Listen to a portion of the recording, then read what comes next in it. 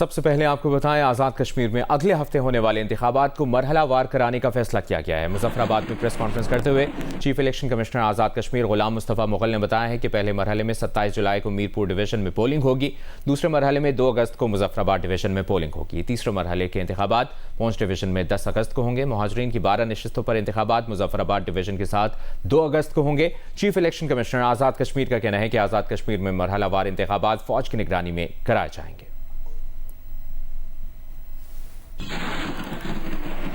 27 को जब मीरपुर में होंगे तो फिर वही फौज मुजफ्फराबाद मूव करेगी और 2 अगस्त को मुजफ्फराबाद डिवीजन के इंतखाबात जो हैं वो होंगे और फिर 10 अगस्त को पूंछ डिवीजन के इंतखाबात जो हैं वो होंगे। तो ये शेड्यूल में हमने तरमीम की है ताकि फ्री फेयर इलेक्शन जो है वो हो सके फौज की निगरानी में और दीगर जो पैरामिलिट्री फोर्सेस हैं उनकी निगरानी। अमेरिका और ईरान के दरमियान सालिसों की तरफ से बातचीत को आगे बढ़ाने के लिए 10 दिन के लिए जंगबंदी की तजवीज़ पर सिफारती कोशिशें जारी। पाकिस्तान के दौरे पर आए ईरानी वज़ीर दाखिला सिकंदर मोमिनी की पाकिस्तानी हम मनसब मोहसिन नकवी समेत दीगर हुक्काम से मुलाकातें। वज़ीर दाखिला मोहसिन नकवी ने कहा कि इलाकाई ताउन और खत्ते की सूरत हाल दौरे के अहम मौज़ूआत में शामिल है। सूरत हाल पर पेशरफ्त मुतवक्के है। उम्मीद है ईरानी वज़ीर दाखिला अच्छी खबर लेकर आए हैं। सिकंदर मोमिनी आज फील्ड मार्शल आसिम मुनीर और वज़ीर आज़म शहबाज शरीफ से भी मुलाकात करेंगे। गुज़श्ता रोज़ तर्जुमान ईरानी वज़ीर ख़ारजा इस्माइल बक़ाई ने सालिसों की जानिब से अमन तजावीज़ मिलने की तस्दीक की थी, ताहम इसकी तफसीलात बताने से गुरेज किया था। इस्माइल बक़ाई ने कहा था कि जहाँ एक जानिब ईरानी फ़ौज अमरीकी हमलों का जवाब दे रही है, वहीं दूसरी जानिब तेहरान का सिफारती महाज भी मुतहरिक है।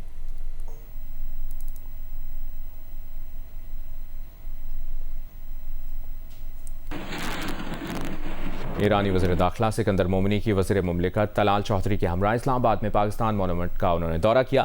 फेडरल कॉन्स्टेबलरी के चाक चौबंद दस्ते ने सिकंदर मोमिनी को सलामी पेश की। ईरान के वज़ीर दाखिला सिकंदर मोमिनी ने यादगार शहदा पर हाजिरी दी, यादगार शहदा पर फूल रखे और फातह खानी की। ईरानी वज़ीर दाखिला को पाकिस्तान मोनूमेंट से मुतालिक ब्रीफिंग भी दी गई। ईरानी वज़ीर दाखिला ने यादगार शहदा और पाकिस्तान मोनूमेंट की तारीखी अहमियत को सराहा।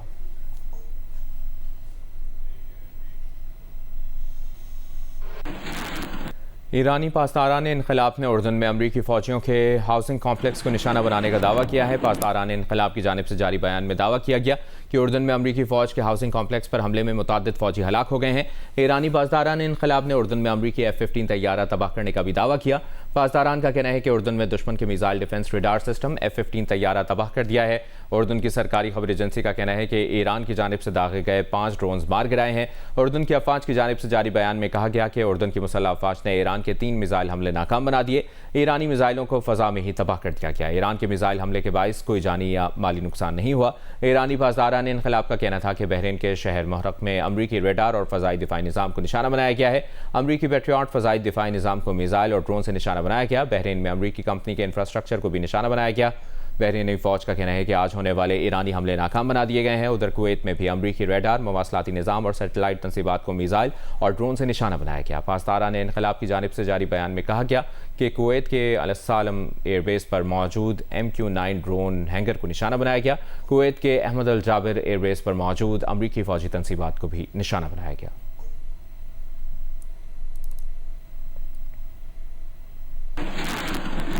पेंटागन ने रवा माह मशरिक़ वस्ता में फ़ौजी अड्डों पर ईरान के मुताद्दिद फ़ज़ाई हमलों में तकरीबन 100 अमरीकी फ़ौजी एहलकारों के ज़ख्मी होने की तस्दीक कर दी है। पेंटागन तर्जुमान के मुताबिक ज़ख्मी होने वाले अमरीकी फ़ौजियों में से 96% दोबारा अपनी ड्यूटी पर वापस आ चुके हैं। अमरीकी महकमा जंग ने उर्दन में एक फ़ौजी अड्डे पर हलाक होने वाले 2 अमरीकी फ़ौजियों की शनाख्त ज़ाहिर कर दी है, जिसमें 19 साला खातून फ़ौजी इसबेला 17 जुलाई को, जबकि 25 साला फ़ौजी टेलर 18 जुलाई को मारा गया। 28 फरवरी से शुरू होने वाली अमरीका ईरान जंग में अब तक 17 अमरीकी फ़ौजी हलाक और 430 अमरीकी फ़ौजी जख्मी हो चुके हैं।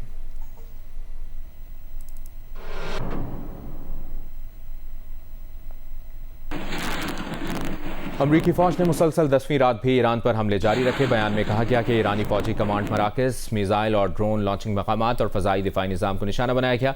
ईरान के शहरों इस्फहान, चाबहार, कोनारक, सिरक, क़िश्म और बंदर अब्बास में धमाके हुए।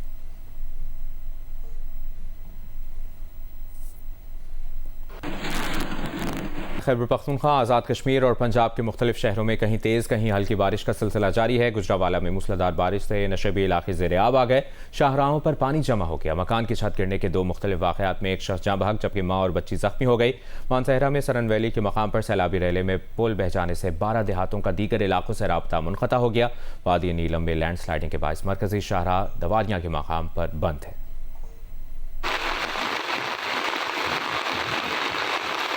पंजाब के मुख्तलिफ शहरों में मूसलाधार बारिश।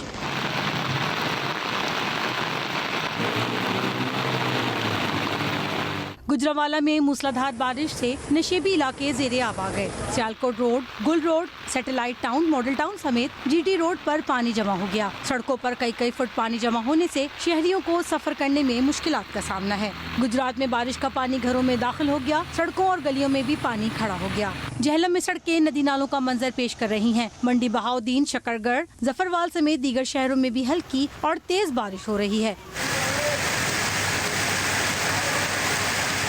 मानसहरा में 3 रोज से वक्फे से बारिश हो रही है। सरनवेली में सैलाबी रेले में पुल बह जाने से 12 देहात का दीगर इलाकों से राब्ता मुनक़ता हो गया। एडीसी रिलीफ का कहना है कि नारायण सहूज के करीब स्लाइडिंग की सफाई का काम जारी है। महांडरी पुल की बुनियादों की भराई का काम जल्द शुरू कर दिया जाएगा। एबटाबाद, नौशहरा, मिंगोरा, सवाबी और बाजोड़ में भी बारिश का सिलसिला जारी है। वादी नीलम और बाग आज़ाद कश्मीर में बारिश से बरसाती नालों में तुग़यानी आ गई। नीलम में मरकजी शाहराह बंद होने से मुसाफिरों को सफर में मुश्किलात का सामना है। रावलपिंडी में मूसलाधार बारिशों के बायस डोचा डैम के करीब बरसाती नाले का पानी आबादी में दाखिल हो गया है। बरवाला और खानपुर गांव के बेशतर इलाके ज़ेरे आब आ गए हैं। सैलाबी रेले से बरवाला और खानपुर की मरकजी शाहराह भी ज़ेरे आब आ गई है। डोचा डैम के करीब गाँव में सैलाबी सूरत हाल है।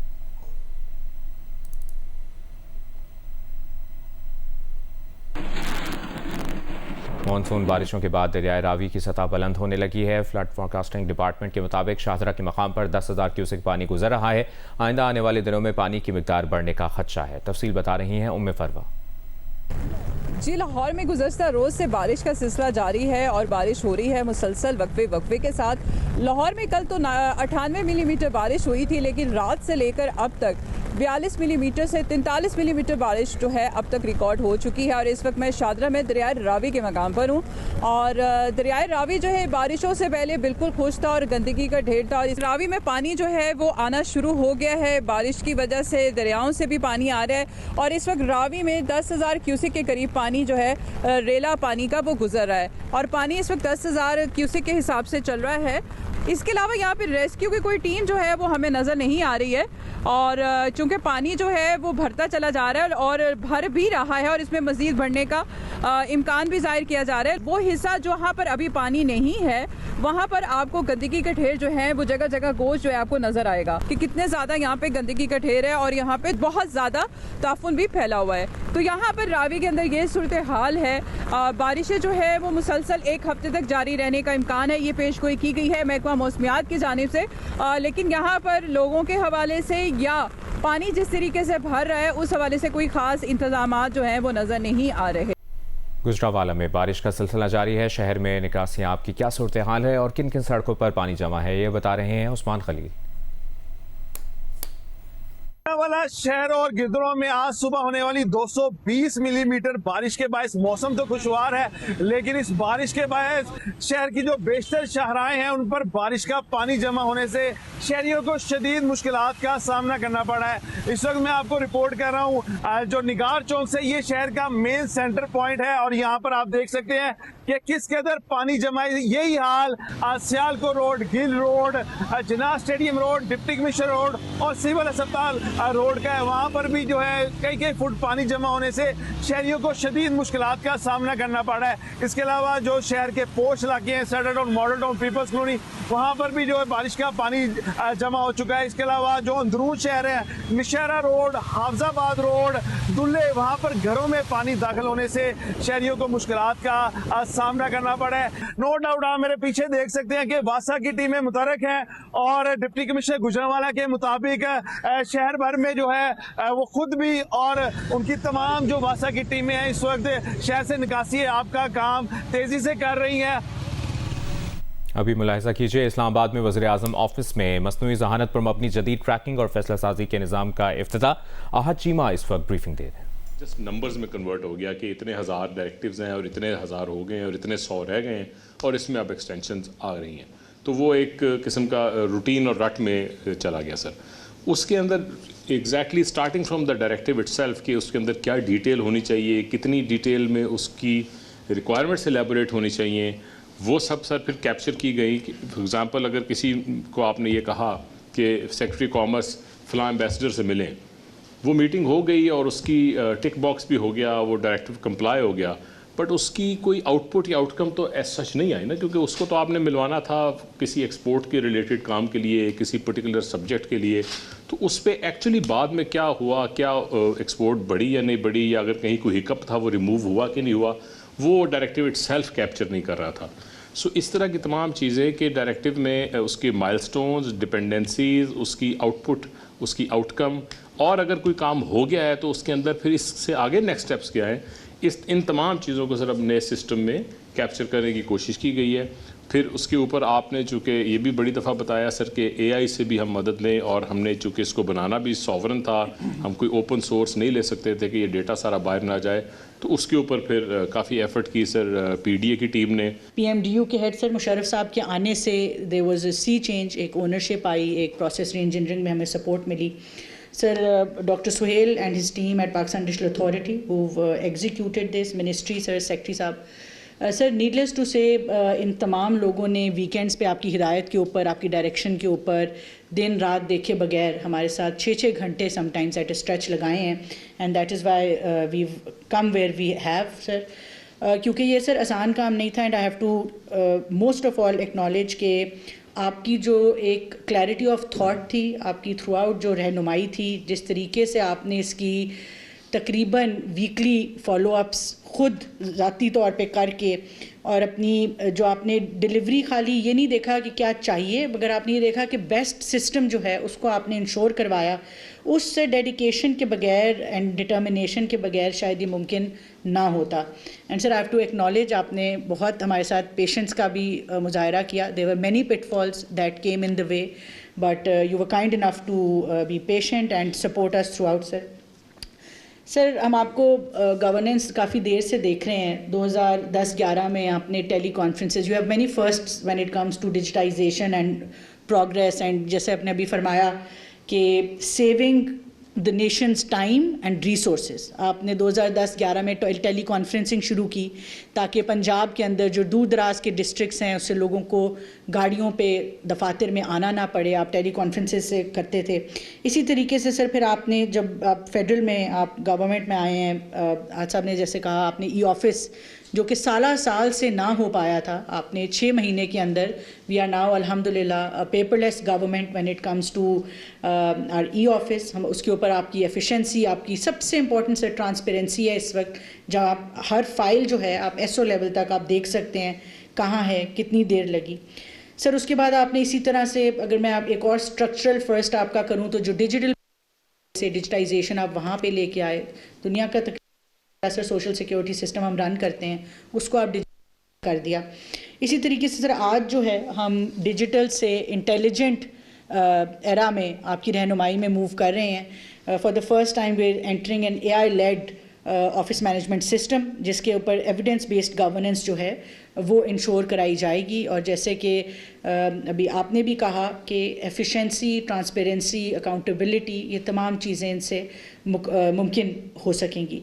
मैं सर रिक्वेस्ट करूंगी कि मुशर्रफ साहब एक प्रेजेंटेशन दे देते हैं sir. Sir, the genesis of this system is that you're directed that to create a clear system solution to anchor government's reform agenda, get effective policy implementation, and define governance as high-quality policy analytics, timely implementation, tracking of well-defined completion outputs, documentation of data post-completion to assess results, and optimize a system that builds on the 3 foundations of discipline of process, performance consequences, and quality of outputs.